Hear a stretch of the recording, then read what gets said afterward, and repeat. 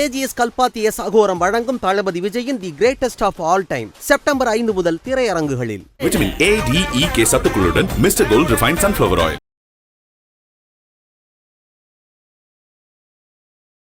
Share market நிலவரம், ஏன்னா நிறைய பேர் பட்ஜெட்டில் சில இதுக்கு டேக்ஸ் அதிகம் பண்ணியிருக்காங்க, சில இதுக்கு குறைச்சிருக்காங்க. இப்போ மொபைலெல்லாம் குறைய போகுதுன்னு சொல்கிறாங்க. ஷேர் மார்க்கெட் எப்படி சார் இருக்க போகுது? நிச்சயமாக மேல் நோக்கி தான் போகணும், அதில் ஒன்றும் மாற்று கருத்து இல்லைங்க. இப்போ பார்த்தீங்கன்னா லாங் டைமுக்கு 10%லேருந்து 12.5% 2% கூட்டியிருக்காங்க. பிஜேபி கவர்மெண்ட் இருக்கிறதுனால பங்குச்சந்தை பெரிய அளவில் மேலே போச்சு. 10 வருஷமாக அவங்க தான் மேலே கொண்டு போவாங்க. இன்னொரு கவர்மெண்ட் அதெல்லாம் சும்மாங்க. சந்தை அரசாங்கத்தை நம்பி இல்லைன்றது ஃபஸ்ட்டு புரிஞ்சுக்கணுங்க. 10 வருஷத்தில் எப்படி தங்கம் வளர்ந்துருக்கோ, எப்படி ரியல் எஸ்டேட் வந்திருக்கோ, அதே மாதிரி தான் சந்தையும் வளர்ந்துருக்கு.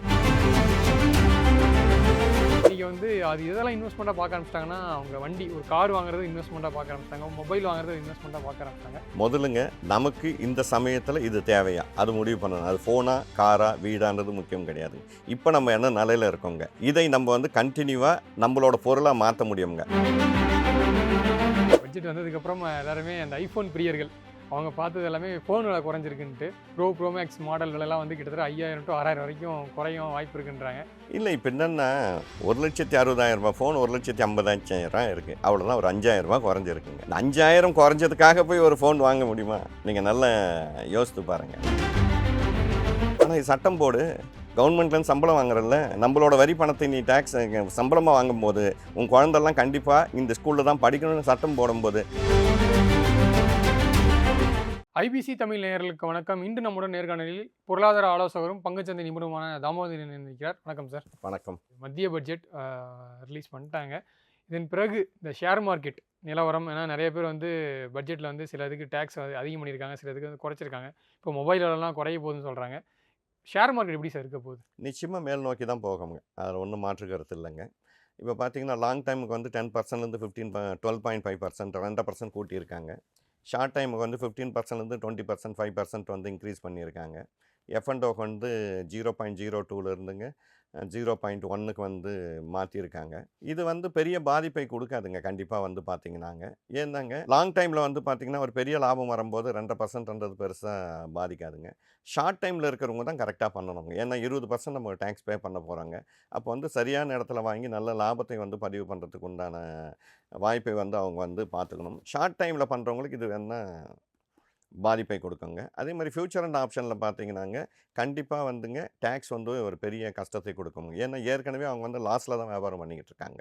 இன்றைக்கி பார்த்தீங்கன்னா இன்ட்ராடே ட்ரேட்லையெல்லாம் பார்த்தீங்கன்னா 100க்கு 90 பேர் ஃபெயிலியர் தாங்க. பட் எல்லாரும் என்ன சொல்கிறாங்கன்னா, இது இந்த சிஸ்டத்தை நாங்கள் இதில் நிறைய கூட்டம் வரக்கூடாதுன்றதுக்காக தான் நாங்கள் டேக்ஸ் இன்க்ரீஸ் பண்ணுறோம்ன்ற மாதிரிலாம் சொல்கிறாங்க. அப்படியெல்லாம் பண்ண முடியாதுங்க. ஏன்னா அவங்க எல்லாமே ஆல்மோஸ்ட் இந்த வியாபாரத்துக்குள்ளே வந்துட்டாங்க உள்ளங்க. நான் எப்பவுமே சொல்கிறது, இந்த இன்ட்ராடே ட்ரேடு இந்த ஃபியூச்சர் அண்ட் ஆப்ஷன் பண்ணுறவங்களுக்கெல்லாம் என்ட்ரி மட்டும் தான், அவங்களுக்கு எக்ஸிடே கிடையாதுங்க. அவங்க என்றைக்கு இருந்தாலும் இந்த வியாபாரத்துக்குள்ளே இருந்துக்கிட்டே தான் இருப்பாங்க. அவங்களோட பேர்டனை குறைக்கிறதுக்கு டேக்ஸை குறைச்சி தான் இருக்கணுமே வழியாங்க. இவங்க டேக்ஸை கூட்டிட்டதுனால அவங்கெல்லாம் வெளியே போயிடுவாங்க, வால்யூம் நடக்காதுன்னு சொல்கிறதெல்லாம் சரி கிடையாதுங்க. பட் இதையெல்லாம் தாண்டி கண்டிப்பாக சந்தை மேல் நோக்கி தான் போகும், அது எந்த மாற்று கருத்தும் இல்லை. ஒரே ஒரு விஷயங்க, இப்போது நான் கூட நிறைய ஒரு இது போடும்போது எனக்கு நிறைய கமெண்ட்ஸ் எல்லாம் வந்ததுங்க. பிஜேபி கவர்மெண்ட் இருக்கிறதுனால பங்குச்சந்தை பெரிய அளவில் மேலே போச்சு. 10 வருஷமாக அவங்க தான் மேலே கொண்டு போவாங்க. இன்னொரு கவர்மெண்ட் அதெல்லாம் சும்மாங்க. சந்தை அரசாங்கத்தை நம்பி இல்லைன்றது ஃபஸ்ட்டு புரிஞ்சுக்கணுங்க. 10 வருஷத்தில் எப்படி தங்கம் வளர்ந்துருக்கோ, எப்படி ரியல் எஸ்டேட் வந்திருக்கோ, அதே மாதிரி தான் சந்தையும் வளர்ந்துருக்கு. இல்லை, கவர்மெண்ட்டை பொறுத்து கவர்மெண்ட்டு மெஜாரிட்டி மட்டும் தான், அவ்வளோதாங்க. இந்த எலெக்ஷன் அப்போ அவ்வளோதான். அந்த மெஜாரிட்டி இருக்கிறதுனால இன்வெஸ்டருக்கு ஒரு ஸ்ட்ராங் யார் வந்தாலும் மெஜாரிட்டி இருந்ததுன்னா கண்டிப்பாக மார்க்கெட் மேலே தான் போகுங்க. அதனால் இங்கே மெஜாரிட்டி மட்டும்தான் மைண்டில் இருந்ததே ஒழியங்க, இவங்க தான் ஏதோ சந்தையை ஏற்றி விட்டாங்கலாம் கிடையாதுங்க. சந்தை தானாகவே வளர்ந்தது. அது வளர்ந்ததுக்கு காரணம் பார்த்தீங்கன்னா அந்த மெஜாரிட்டின்றது தாங்க. மெஜாரிட்டி யார் இருந்தாலுமே மார்க்கெட் மேலே போகும். இப்போ இருக்கிற இந்த கரெக்ஷன் இருக்குது இல்லைங்களா, இந்த கரெக்ஷன் கூட என்னன்னாங்க, இப்போ அந்த மெஜாரிட்டி கவர்மெண்ட் இல்லாததுனால இன்வெஸ்டருக்கு ஒரு பயம் இருக்குங்க. அதனால் ஒரு தேக்கம் இருக்குங்க. இது நாளடைவில் கண்டிப்பாக மேல் நோக்கி போயிடுங்க. அதனால் இவங்களால தான் சந்தை மேலே போகுது, இவங்க இல்லைனா மேலே போகுதுன்ற எண்ணத்தை நம்ம எடுத்துக்கவே கூடாதுங்க. சந்தை என்றைக்குமே மேல் நோக்கி தான் போகுங்க. இன்றைக்கி நீங்கள் சொன்ன மாதிரி இந்த இன்ட்ராடே பண்ணுறாங்களா இன்னும் லாஸை சந்திச்சுட்டு தான் இருக்காங்க சில பேருன்னு சொன்னீங்க. இன்றைக்கும் ஏன்னா நம்ம கொஞ்ச நாளைக்கு முன்னாடி நியூஸ் பேப்பர் நிறைய படிப்போம்.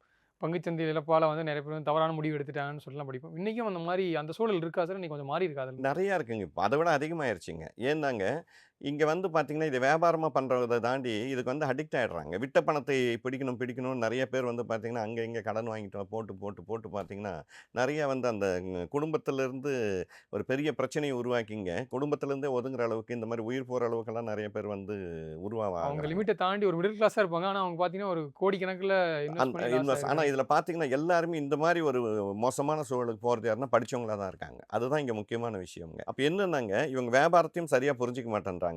வியாபாரம் புரிஞ்சுக்கிறதுக்கு முன்னாடியே போய் ஏதாவது ஒரு லாஸ் பண்ணிடுறாங்க.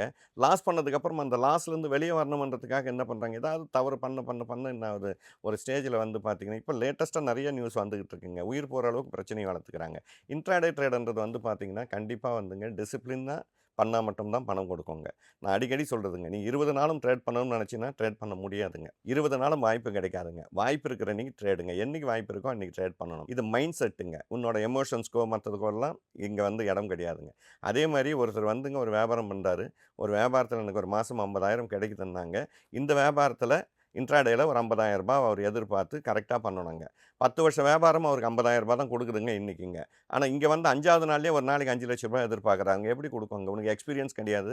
ஒண்ணும் கிடையாதுங்க. நாலேட்ஜ் எத பத்தியும் உனக்கு தெரியாம, ஒரு வியாபாரம் எடுத்த உடனே எப்படி உன்னை வந்து லட்சாதிபதியாவும், கோடீஸ்வரனா மாத்துங்க. ஒவ்வொரு வியாபாரத்திலயும் பார்த்தீங்கன்னாங்க, 20 வருஷம், 30 வருஷம் எக்ஸ்பீரியன்ஸ் பிசினஸ் எல்லாம் பார்த்தீங்கன்னா, ஒரு நாளைக்கு 2,000, 3,000 தான் குடுக்குதுங்க. அப்படி இருக்கும்போது, ஒரே மாசத்துல யாரோ ஒருத்தரு பண்ணாரு. அவரோட ஸ்கிரீன்ஷாட் பார்க்குறேன். ரூ. 10,000 வந்து அவரு 1,00,000 அது அவர் பிரச்சனையா இருக்கட்டுங்க. உன்னோட பிரச்சனை என்ன? உன்னோட எக்ஸ்பீரியன்ஸ் என்ன? அனலைஸ் பண்ணணுங்க. அப்ப இன்ட்ராடே ட்ரேட்ல வந்து பிரச்சனைய வந்து வளர்த்தக்கூடாதுங்க. அதை தாண்டிங்க வியாபாரத்துக்குள்ள உள்ள வரீங்களா? ஒரு சின்ன அமௌண்ட் போட்டு பாருங்க. போட்டு பார்த்துட்டு ஒரு 50,000 போட்டு அதை மெதுவா 60,000, 70,000, 1,00,000 ஆக்க முடிஞ்சா, அந்த பிசினஸ கன்டின்யூ பண்ணுங்க. ஒருவேள அந்த 50,000 லாஸ் ஆச்சுன்னா, பரவாயில்லப்பா ஒரு வியாபாரம் ஆரம்பிச்சோம். இது வந்து நமக்கு சரிப்பட்டு வராதுன்னு சின்ன அமௌண்ட்லயே நீங்க விட்டுட்டு விலகணுங்க. ஒன்ஸ் நான் உள்ள வந்துட்டு, நான் தொட்டா புடிச்சுப்பேன்ற மாரி எல்லாமே ஒரு பழக்கங்களுக்கு அடிமையாகுற மாரி இதுக்கும் வந்துங்க, நீங்க அடிமையாயிட்டீங்கன்னு சொன்னா, இதுல வந்து ஒண்ணுமே பண்ண முடியாதுங்க.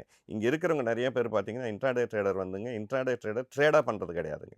அதுக்கு அடிக்ட் ஆயிடுறாங்க. அவ்வளோதாங்க. விட்ட பணம் எடுக்கணும்னும்போது, அது ஆட்டோமேட்டிக்கா சூதாட்டமா மாறி போகுதுங்க. வியாபாரம் சூதாட்டம்னா, வியாபாரம் சூதாட்டம் இல்ல.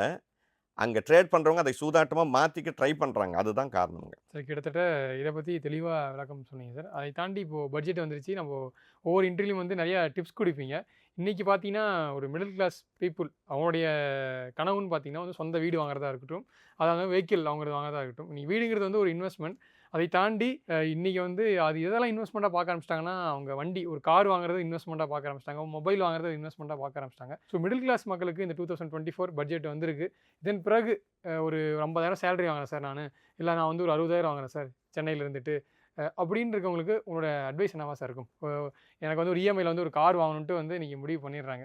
ஒரு சேலரி ஆனாலும் ஒரு டூ வீலர் இருக்கு. அடுத்து கொஞ்ச நாள்ல வந்து கார் வேணும்னு சொல்லிட்டு முடிவு பண்றதோ, இல்ல சென்னையில சொந்த வீடு அப்படின்ட்டு போறதோ எந்த அளவுக்கு இன்னைக்கு இருக்கு? இல்லங்க. நம்ம வந்து எல்லா இடத்துலயும் சொல்றதுங்க. முதலுங்க நமக்கு இந்த சமயத்துல இது தேவையா? அது முடிவு பண்ணணும். அது ஃபோனா, காரா, வீடான்றது முக்கியம் கிடையாதுங்க. இப்ப நம்ம என்ன நிலையில இருக்கோங்க.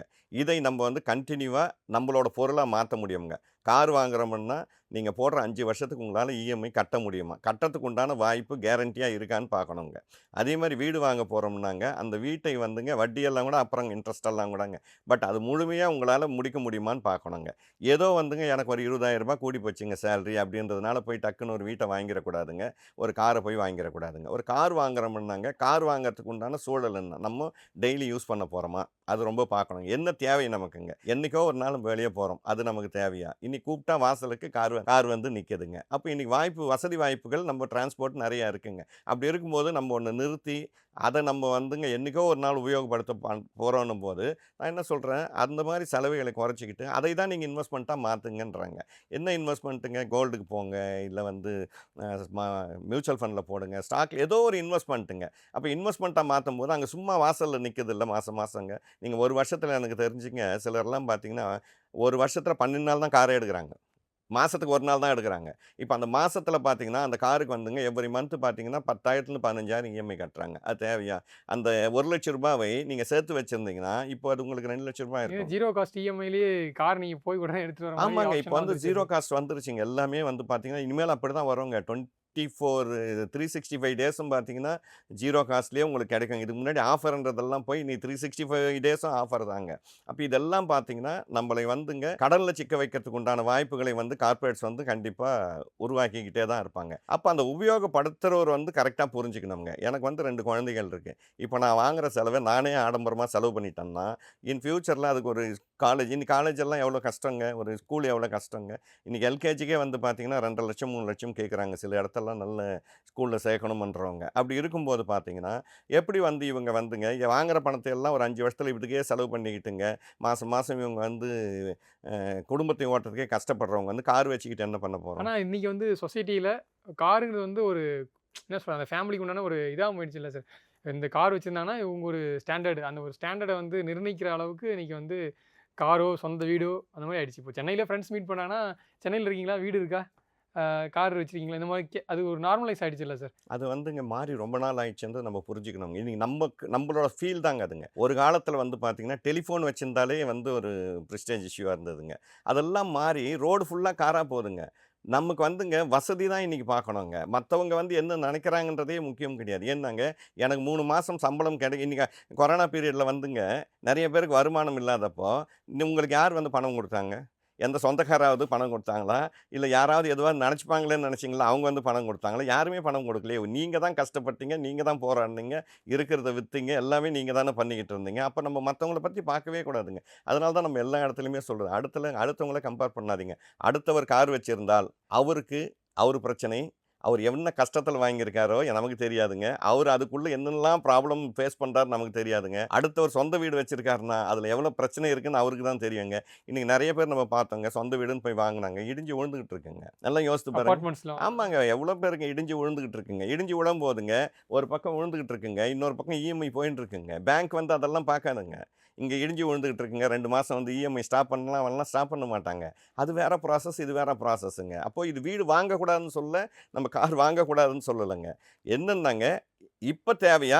இல்லைங்க எனக்கு வந்து ரொம்ப கம்ஃபர்டபுளாக இருக்கேன், எந்த பிரச்சனையும் இல்லை, பணம் நிறையா கையில் இருக்குது, வாங்கிக்கிங்க. ஒரு கார் இல்லைங்க 4 கார் வாங்கிக்கிங்க.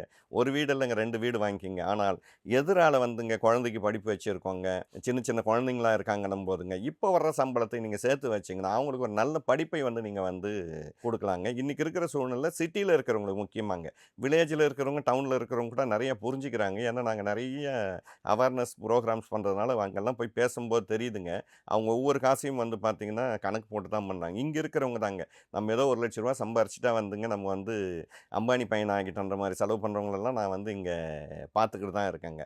நிறைய பேர் அம்பானியோட மேரேஜை வந்து கம்பேர் பண்ணுறாங்க. நம்மெல்லாம் செலவு பண்ணுறதை விட அவங்க 0.001% தான் செலவு பண்ணியிருக்காங்க. அவங்களோட வருமானத்துக்கு அது ஒரு செலவே இல்லைங்க. நல்லா புரிஞ்சுக்கணுங்க. நமக்கு பிரம்மாண்டமாக தெரியுதுங்க அவரோட சொத்து மதிப்பு என்னங்க. நல்லா யோசித்து பாருங்கள். நம்ம என்ன பண்ணுறோங்க, ஒரு 50 லட்ச ரூபா செலவு பண்ணுறாங்க, நம்மளோட சொத்து மதிப்பே பார்த்தீங்கன்னா 10 லட்சம் இருக்காங்க. இவர் 50 லட்ச ரூபா கடன் வாங்கி செலவு பண்ணுவாங்க. அவரோட விஷயம் என்னங்க, பர்சன்டேஜ் வைஸ் பார்த்தீங்கன்னா எங்கேயோ நிற்குதுங்க. கரெக்டாக இல்லைங்களா? அதனால் ஆடம்பரம் அவங்க ஆடம்பரமாகவே பண்ணலைங்க. அவங்க தகுதிக்கு அவங்களுக்கு உண்டான லிமிட்டாக தான் அவங்க பண்ணியிருக்காங்கன்றதை வந்து நம்ம புரிஞ்சுக்கணும். நம்ம தான் ஆடம்பரமாக பண்ணோம். நான் நிறைய பெரிய பெரிய ஆட்களை எல்லாம் பார்க்குறேங்க. நம்ம என்ன செலவு பண்ணுறோமோ, நம்ம வருமானத்துக்கு என்ன செலவு பண்ணுறோமோ அந்த அளவுக்கு அவங்க வருமானத்தில் செலவே பண்ணுறதில்லைங்க. நம்ம வருமானத்தில் நம்ம 20%, 25%, 30% வீண் செலவு பண்ணுறோம்னா அவங்க வருமானத்தில் பார்த்தீங்கன்னா 5லேருந்து 10%க்கு மேலே அவங்க செலவே பண்ணுறதில்லைங்க. இதுதான் அவங்கக்கிட்ட பணம் சேர்ந்துக்கிட்டே இருக்குங்க. அதனால் நம்ம வந்துங்க அடுத்தவங்களை நம்மளுக்கு பார்க்கும்போது பிரம்மாண்டமாக தெரியுங்க. அவங்களோட தொகையிலேருந்து பார்க்கும்போது பிரம்மாண்டமாக தெரியுதே வழியங்க. மற்றபடி நம்ம தான் அதிகமாக பண்ணிக்கிட்டு இருக்கோம். அதனால தான் சொல்கிறேன், அடுத்தவங்களை விட்டுருங்க. நமக்கு தேவையா? என்றைக்கோ ஒரு நாள் கார் எடுக்க போகிறோம். இன்றைக்கி வந்து கம்ஃபர்டபுளாக நான் வந்து ஒரு ரெண்டட் ஹவுஸில் இருக்கேன். இப்போ 10,000 கொடுத்துக்கிட்டு இருக்கேன், இல்லை 20,000 கொடுத்துக்கிட்டு இருக்கேன். நான் இஎம்ஐ போட்டேன்னா எனக்கு 40,000 ஆகும். நான் என்ன சொல்கிறேன், 20,000க்கு இப்போ வந்து உனக்கு ரெண்டட் ஹவுஸ் இருக்குல்ல, மீதி 20,000 இஎம்ஐ கமிட்மெண்ட் உனக்கு. அந்த கமிட்மெண்ட்டை இப்போ ஏற்றுக்கிட்டு கண்டினியூ பண்ண முடியுமான்னு பாரு. கண்டினியூ பண்ண முடியல, அந்த 20,000க்கு சேவிங்ஸில் போடு. உன்னால் மாதம் வந்து எனக்கு இஎம்ஐயில் வந்து ஒரு பேங்க்காரன் கேட்டால் தாங்க நான் கொடுப்பேன் 40,000, இல்லை வீண் செலவு பண்ணிவிடுவேன்னா எப்படிங்க? அந்த 20,000 வந்து இன்வெஸ்ட்மெண்ட்டாக மாற்று. அப்போ இன்வெஸ்ட்மெண்ட்டாக மாறும்போது என்னென்னா அது ஒரு பக்கம் வளர்ந்துக்கிட்டே இருக்குங்க. ஒரு ஸ்டேஜில் கம்ஃபர்டபுளான கையில் அமௌண்ட் வருது. நீங்கள் வந்து ஒரு 1 கோடி ரூபாயில் நீங்கள் வீடு வாங்கணும்னு நினைக்கிறீங்க. ஒரு மியூச்சுவல் ஃபண்ட்லையோ ஸ்டாக்லையோ நீங்கள் இன்வெஸ்ட் பண்ணிக்கிட்டே போகிறீங்க. போட்டோங்க, ஒரு 5-6 வருஷம் போட்டோம், 10 வருஷம் போட்டோங்க, மெதுவாக வாங்கிக்கலாம். இல்லை அன்றைக்கி வந்து உங்கள் கையில் ஒரு பணம் இருக்குது. அதுக்குள்ளே இவங்க என்ன சொல்லுவாங்கன்னா உடனே வந்து அதுக்குள்ளே அன்றைக்கி ரேட் என்ன, அன்றைக்கி ரேட்டெல்லாம் ஒன்றுமே கிடையாதுங்க. இன்னும் 10 வருஷத்துக்கு வருஷத்துக்கு அப்புறம் ஏற வேண்டிய ரேட்டெல்லாம் ஏறி நின்றுக்கிட்டு இருக்குங்க. இன்றைக்கி எத்தனையோ அப்பார்ட்மெண்ட்ஸ் ஆக்ஷனில் இருக்குங்க. நல்லா புரிஞ்சுக்கணுங்க. நம்ம நியூஸ் பேப்பரில் பார்த்துட்டு தான் சார் ஆமாங்க, உடனே எல்லாம் ஜம்ப் ஆயிடாதுங்க. நல்லா ஸ்டாக்கு ஜம்ப் ஆகுங்க, மியூச்சுவல் ஃபண்ட் ஜம்ப் ஆகுங்க.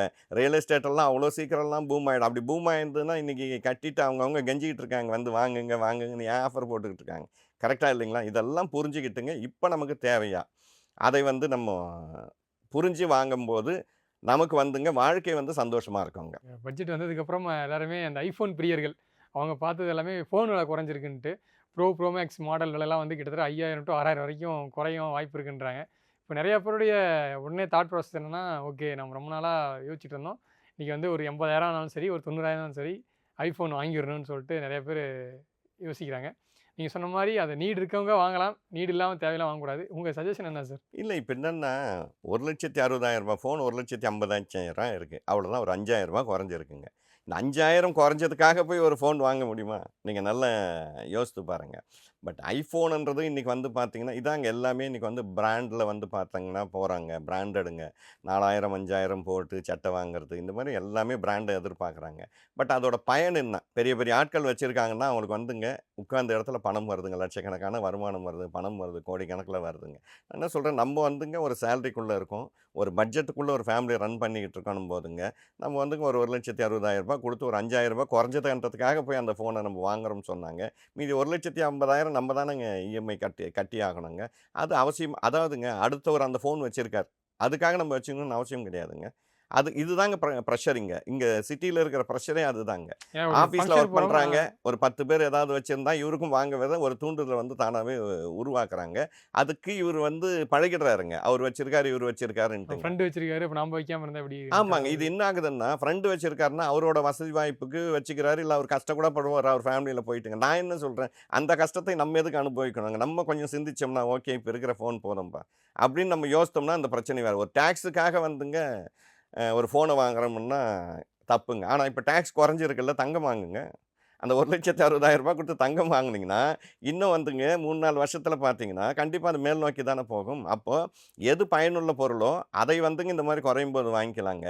இதுக்காக ஒரு 5,000 போய் நான் ஐஃபோன் வாங்குறேன்னு சொன்னால் சிம்பிளுங்க. இப்போ 5,000 குறைச்சிருக்காங்கல்ல, இப்போ பார்த்தீங்கன்னா இப்போ செப்டம்பரில் அவங்க வந்து நியூ ரிலீஸ் பண்ணுவாங்க, 20,000 ஏற்றிடுவாங்க, அவ்வளோதாங்க, முடிஞ்சு போச்சுங்க. இதெல்லாம் அங்கே கம்பேர் போயிடுங்க. அதனால் அதையெல்லாம் வந்து கண்டிப்பாக பண்ணக்கூடாதுங்க. கண்டிப்பாக சார், நீங்கள் சொன்ன மாதிரி கிராமப்புறங்களில் இருக்கவங்களோட நகர்ப்புறங்களுக்கு அந்த விழிப்புணர்வுங்கிறது கொஞ்சம் குறைவாக தான் இருக்குது.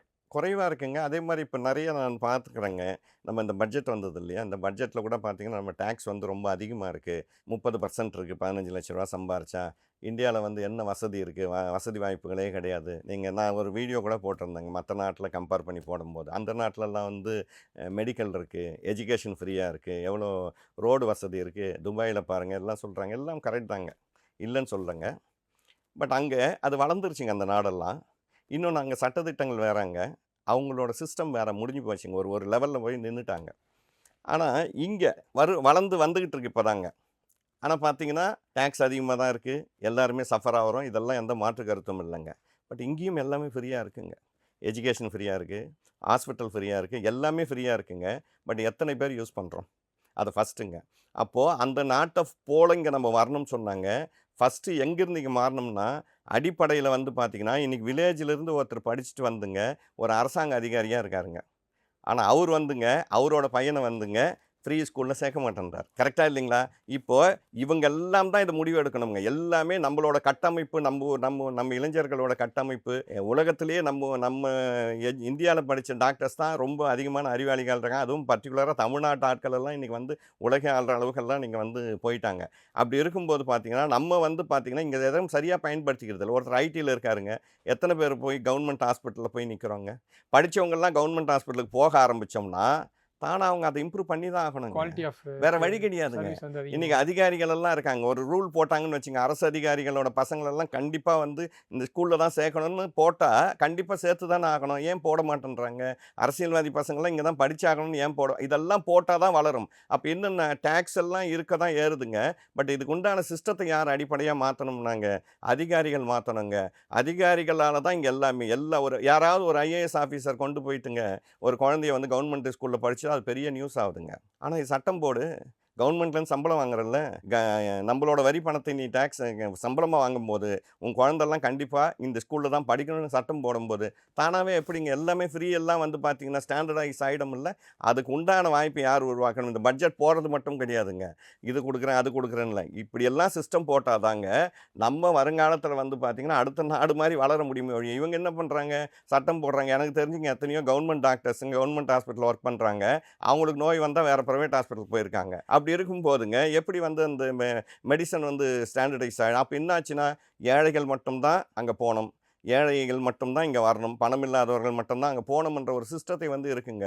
அப்போது டேக்ஸ் எல்லாம் இங்கே பிரச்சனை கிடையாதுங்க. அதுக்கு உண்டான வசதி வாய்ப்புகளை உருவாக்கணும்னா இன்றைக்கி வந்துங்க ரொம்ப அந்த ஸ்ட்ராங் சட்டம் இருக்கணுங்க. நீ உனக்கு கவர்மெண்ட் வேலையா, உன் பையன் வந்து கண்டிப்பாக நீ ஸ்கூலில் தான் படிக்கணும், நீ அரசாங்கம் அமைக்கிற அரசியல்வாதியா நீங்கள் தான் படித்து ஆகணும் போட்டு பாருங்கள். அப்போ என்ன ஆகுங்க, தானாகவே நம்மளை மாதிரி படித்த அத்தனை பேரும் அங்கே போய் நிற்போம். அப்போ தானாகவே அவங்க வேறு வழி கிடையாதுங்க, டெவலப் ஆகி தான் ஆகுங்க. அப்போ தான் அடுத்த நாட்டை வந்து கம்பேர் பண்ண முடியும். இங்கே வந்து அதுக்கு உண்டான வாய்ப்புகளையும் உருவாக்கலை, ஆனால் டேக்ஸ் மட்டும் வாங்கிட்டு இருக்கேன். அதனால் என்ன ஆகுதுன்னா இங்கேருந்து படிச்சுட்டு நம்ம அடுத்த நாட்டில் போய் வேலை செஞ்சுட்டு அங்கே இருக்கிறவங்கள நம்ம கம்பேர் பண்ணுறோம். பாருங்கள் துபாய் வந்து எவ்வளோ வந்து ரோடு நீட்டாக இருக்குது, மெடிசன் ஃப்ரீயாக இருக்குது, எல்லாமே ஃப்ரீயாக இருக்குன்ற மாதிரி ஃபீல் பண்ணுறாங்க. ஆனால் நம்மளோட மூளையை தான் எல்லாருமே அங்கே பயன்படுத்திக்கிட்டு இருக்காங்க. பட் இங்கே வந்து நம்ம அந்த அளவுக்கு வளரணும்னாங்க கண்டிப்பாக இங்கே வந்துங்க ஃபஸ்ட்டு அதிகாரிகள் மாறணும். அரசியலை விட்டுங்க, அரசியல் 5 வருஷத்துக்கு அப்புறம் மாறலாங்க. ஃபஸ்ட்டு அதிகாரிகள் மாறணும். நான் வந்துங்க கவர்மெண்ட் ஸ்கூலில் படித்தேன், என் பையனை நான் கவர்மெண்ட் ஸ்கூலில் சேர்க்கணும் அப்படின்னு ஒரு எல்லா அதிகாரிகளும் அங்கே போய் சேர்க்கும் போது என்ன ஆகும்னா ஆட்டோமேட்டிக்காக நம்ம எல்லாமே அந்த பக்கம்தான் போக ஆரம்பிப்பாங்க. அப்போ தானாக போகும். ஆனால் ஏன் போகாது? இங்கே ப்ரைவேட் ஸ்கூல்ஸ் இருக்குங்க, அதோட வியாபாரம் கெட்டு போயிடுங்க. ப்ரைவேட் காலேஜஸ் இருக்குங்க, அதோட வியாபாரங்கள் கெட்டு போயிடும். இந்த மாதிரி சூழலாம் இருக்கிற வரைக்கும் நம்ம டேக்ஸ் கட்டி தான் ஆகணுங்க. நமக்கு எந்த விதமான பெரிய பலனும் இருக்காதுங்க. இது எல்லாம் நம்ம தலைவிதின்னு அனுபவிச்சுக்கிட்டு போயிட்டே தான் இருக்கணும், வேறு வழி கிடையாதுங்க. நீங்கள் வந்து இப்போ இந்தியாவில் மட்டும் இல்லாமல் அண்மையில் வந்து நீங்கள் துபாய் போயிடும் அங்கே வந்து ஒர்க் ஷாப்லாம் கண்டக்ட் பண்ணிட்டு வந்தீங்க. சொல்லுங்கள் சார், இப்போ இங்கே இருக்கிற முதலீட்டாருடைய மைண்ட் செட்டு, இப்போ நீங்கள் அங்கே ஒர்க் ஷாப்பில் வந்து நிறைய பேர் உங்கள்கிட்ட பேசியிருப்பாங்க, அவங்களுடைய மைண்ட் செட்டு துபாய்க்கும் இந்தியாவுக்கும் எந்த அளவுக்கு சார் டிஃபர் ஆகுது? அதுதாங்க, அங்கே இருக்கிறவங்க இன்வெஸ்ட்மெண்ட்டில் ரொம்ப ஸ்ட்ராங்காக இருக்காங்க. ஏன்னா நம்ம நாடு விட்டு நாடு வந்திருக்கோம், நம்ம சேர்க்கணுன்றதில் வந்து ரொம்ப ஸ்ட்ராங்காக இருக்காங்க. அப்போ அவங்களுக்கு வந்து முதலீட்டு ஆர்வம் வந்து ரொம்பவே இருக்குங்க. பட் இங்கே இருக்கிறவங்களுக்கு ரொம்ப குறைச்சலாக தான் இருக்குது. அங்கேயும் நான் பலவிதமான ஆட்களை பார்த்தேங்க. பட் அதுலேயும் வந்து என்ன பண்ணுறாங்கன்னா அந்த நாட்டோட செலவுக்கு அவங்க அடிக்ட் ஆகிறவங்களையும் நான் பார்த்துருக்கேங்க. அதுலேயும் நாங்கள் போன மீட்டிங்கில் பார்த்தீங்கன்னா இந்த கீழ்த்தட்டில் போகிறாங்க பார்த்தீங்களா வேலைக்குங்க, அவங்களுக்கு தான் பணத்தை வீட்டுக்கு அனுப்பணும். நான் வந்து தங்கச்சியோட கல்யாணத்துக்காக வந்திருக்கேங்க, அம்மாவுக்கு உடம்பு சரியில்லைன்னு வந்திருக்காங்கன்னு சொல்லிட்டு ஒரு கீழ்த்தட்டு அளவுக்கு, அதாவது ரொம்ப மேலாம் படிக்காத ஒரு ஐடியிலலாம் ஒர்க் பண்ணாத ஒரு லெவலில் போகிறாங்க இல்லையா, பட்டனாராக போகிறது. இந்த மாதிரி ஆட்கள்லாம் வந்து பார்த்திங்கன்னா ஹோட்டலில் ஒர்க் பண்ணுறவங்க, இவங்கெல்லாம் மாதம் பார்த்திங்கன்னா கரெக்டாக வீட்டுக்கு பணம் அனுப்பணுன்றதெல்லாம் அவங்க குறியாக இருக்காங்க.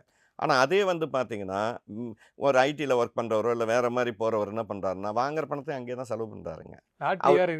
லாட்ரி வேறு இருக்காங்க. ஆமாம், லாட்ரி இருக்குங்க. இன்னொன்றுங்க, அவர் இங்கே வந்தாலும் அதே தான் பண்ணுவாருங்க. அவர் அங்கே போகிற இப்போ யூஎஸில் இருக்காங்க, யூகேல இருக்காங்க, எல்லாமே பணம் சேர்த்து வைக்கிறாங்களான்னு பார்த்தீங்கன்னா கண்டிப்பாக கிடையாதுங்க. அந்த நாட்டில் என்னவோ அதுக்கு உண்டானபடி பார்த்தீங்கன்னா அந்த ஸ்டைலுக்குங்க அவங்க வந்து அடிக்ட் ஆகி அந்த அளவுக்கு செலவு பண்ணுறாங்க. எனக்கு தெரிஞ்சு நிறைய பேர் பார்த்தீங்கன்னா நீ யூகே யூஎஸில் பார்த்தீங்கன்னா 10 கிரெடிட் கார்டு வச்சுருக்காங்க. நம்ம 3 வச்சுருக்கோம், அவங்க 10 வச்சுருக்காங்க. ஆனால் நம்ம இங்கேருந்து பார்க்கும்போது பார்த்தீங்கன்னா அவங்க மாதம் 5 லட்சம் சம்பாதிக்கிறாங்க, 6 லட்சம் சம்பாதிக்கிறாங்கன்றவங்க. ஆனால் பார்த்தீங்கன்னா 10 கிரெடிட் கார்டுலையும் கடங்காராக தான் அவங்களும் வாழ்ந்துக்கிட்டு இருக்காங்க. அதனால் வந்து பார்த்தீங்கன்னா அங்கேருந்து வரும்போது என்ன குறிக்கோளோட அடுத்த நாட்டுக்கு போகணுமோ அதை நீங்கள் ஃபுல்ஃபில் பண்ணிவிட்டு இந்த நாட்டுக்குள்ளே வரணுங்க. எதுக்காக போயிருக்கோம்? பணம் தேடி நம்ம போயிருக்கோம். அந்த காலத்திலே வந்து பார்த்திங்கன்னா பொருள் தேடி வாணிபமெல்லாம் வெளிநாட்டுக்கெல்லாம் போவாங்க. அந்த மாதிரி நீ போயிருக்கிறவங்க என்ன பண்ணால் கொஞ்சம் பொறுப்போட அந்த நாட்டுக்கு நம்ம போயிருக்கிறது பணம் சம்பாதிக்கிறதுக்கு தான். அப்போ செலவுகளை குறைச்சிட்டுங்க நம்ம இங்கே வந்து செட்டில் ஆகும்போது ஒரு கம்ஃபர்டபுளாக நம்ம வந்து செட்டில் ஆகணும். இல்லை அந்த நாட்டிலேயே மொத்தத்தையும் வந்து செலவு பண்ணிவிட்டு இங்கே வந்து திரும்பி ஜீரோலேருந்து லைஃப் ஆரம்பிக்கும் போகிறோன்றவங்களுக்கு வெளிநாட்டு வேலைன்றது வீணுங்க. கண்டிப்பாக சார், நேரம் ஒதுக்கி பல தகவலை எங்களோட ஷேர் பண்ணிட்டீங்க. Thank you for time sir. நன்றி. ஏஜிஎஸ் கல்பாத்தி அகோரம் வழங்கும் தளபதி விஜயின் the greatest of all time September 5 முதல் திரையரங்குகளில். Vitamin A, D, E, K சத்துக்களுடன் mister gold refined sunflower oil.